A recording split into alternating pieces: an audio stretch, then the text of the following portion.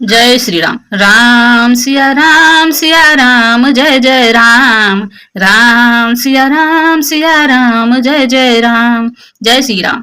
जाके दरियति काल बिराई, जो सूर्य सूर्य चराचर खाई। तासो बयरु कबहू नहीं की, जो मोरे कही जाने की दीजो। जो देवता राक्षस और समस्त चराचरों को खा जाता है, वह काल भी जिनके डर से अत्यंत डरता है, उनसे कदापि बैर ना करो और मेरे कहने से जान की जीत दे दो। प्रांतिपाल रघुनायक करुणा सिंधु खरारी, गए शरण प्रभु राखहि तब अपराध विसारी। घर के शत्रु श्री रघुनाथ जी शरणागत के रक्षक और दया के समुद्र हैं। शरण जाने पर प्रभु तुम्हारा अपराध भुलाकर तुम्हें अपनी शरण में रख लेंगे।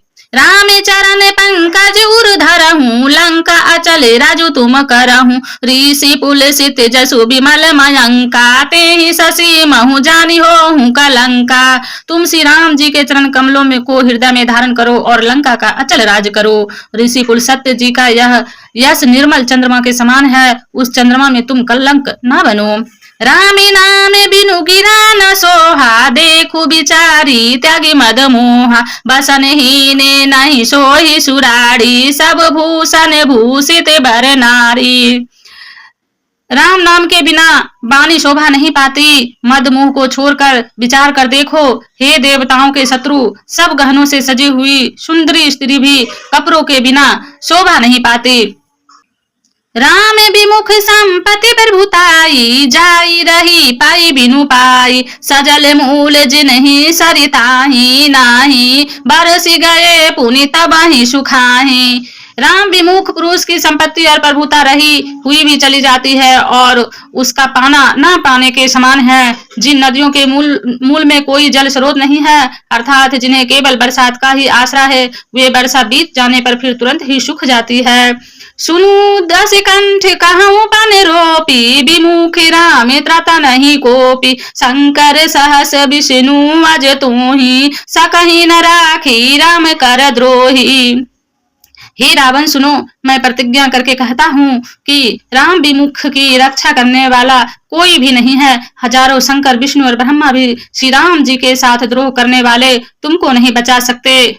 मोह मूल बहुसुल ब्रद त्यागहूँ तमें अभिमान, भजहूँ राम रघुनायक कृपा सिंधु भगवान।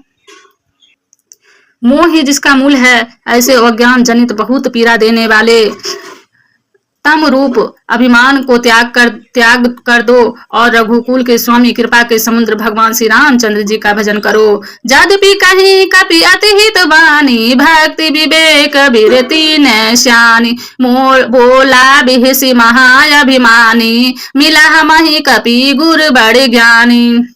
यद्यपि हनुमान जी ने भक्ति ज्ञान वैराग और नीति से सनी हुई बहुत ही हित की वाणी कही, तो भी वह महान अभिमानी रावण बहुत हंसकर बोला कि हमें यह बंदर बड़ा ज्ञानी गुरु मिला है। मृत्यु निकट आई खल तूही, लागे सिया धम सिखावन मोही। उल्टा हो यही कह हनुमाना, मति भ्रम तोर पर गट मई जाना। रे दुष्ट, तेरी मृत्यु निकट आ गई है, अधम मुझे शिक्षा देने चला है। हनुमान जी ने कहा, इससे उल्टा ही होगा, अर्थात मृत्यु तेरी निकट आई है, मेरी नहीं। यह तेरा मति भ्रम बुद्धि का फेर है, मैंने प्रत्यक्ष जान लिया।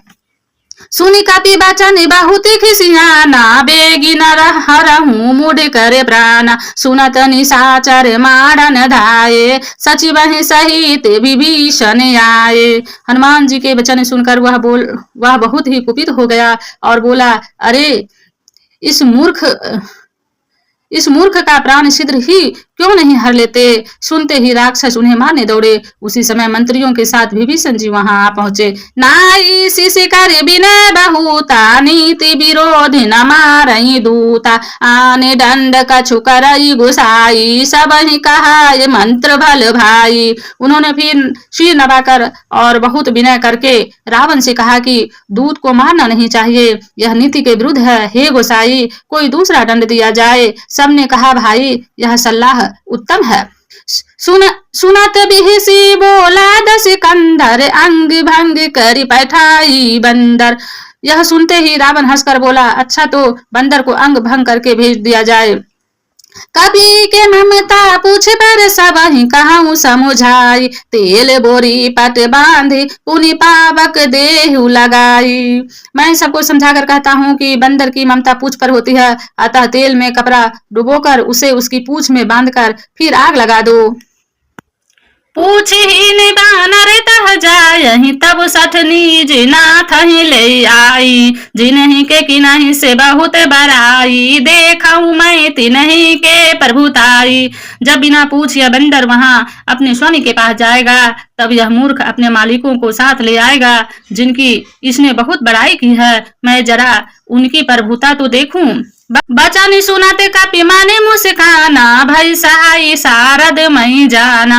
जातु धान सुनि रावण बचना, लागई रचे मुढ़ सोई रचना। यह वचन सुनते ही हनुमान जी मन में मुस्कुराए और मन ही मन बोले कि मैं जान गया, सरस्वती जी इसे ऐसी बुद्धि देने में सहायक हुई है। रावण के वचन सुनकर मूर्ख राक्षस वहीं पूछ में आग लगाने की तैयारी करने लगे। रहन नगर बसन घृत तेला, बड़ी पूछे कि नहीं कपि खेला। कौतुक कह आए पुरवासी, मारही चरण करही बहुहासी। पूछ के लपेटे में इतना कपड़ा और घी तेल लगा कि नगर में कपड़ा घी और तेल नहीं रह गया। हनुमान जी ने ऐसा खेल किया कि पूछ बढ़ गई, लंबी हो गई। नगरवासी लोग तमाशा देखने आए। वे हनुमान जी को पैर से ठोकर मारते और उनकी बहुत हंसी करते। बाजही ढोल दही सब तारी, नगर फिरे पुनि पूछी प्रचारी। पावक जरत देखी हनुमंता, भयो परम लघु रूप तुरंता। ढोल बजते हैं, सब लोग तालियां पीटते हैं। हनुमान जी को नगर में फिराकर फिर पूछ में आग लगा दी। अग्नि को जलते हुए देखकर हनुमान जी तुरंत बहुत छोटे रूप हो गए। निम्बुक चढ़ाऊं कपि कनक के अटारी, भय सभीत निशाचर नारी। बंधन से निकलकर वे सोने की अटारियों पर जा चढ़े। उनको देखकर राक्षसों की स्त्रियां भयभीत हो गई। हरि प्रेरित तेहि अवसर चले, मारुत 49 अट्ठहास करी गरिजा, कपि बड़ी लागी आकाश। उस समय भगवान की प्रेरणा से 49 पवन चलने लगे। हनुमान जी अट्ठहास करके गरजे और बढ़कर आकाश से जा लगे। देह विशाल परम हरुआई, मंदिर ते मंदिर चढ़े धाई। जरई नगर भालोग बिहाला, झपट लपट बहुकोट कराला। देह बढ़ी विशाल परंतु बहुत ही हल्की फुर्तीली है। वे दौड़कर एक महल से दूसरे महल पर जा चढ़ते हैं। नगर जल रहा है, लोग बेहाल हो गए हैं। आग की करोड़ों भयंकर लपटें झपट रही है।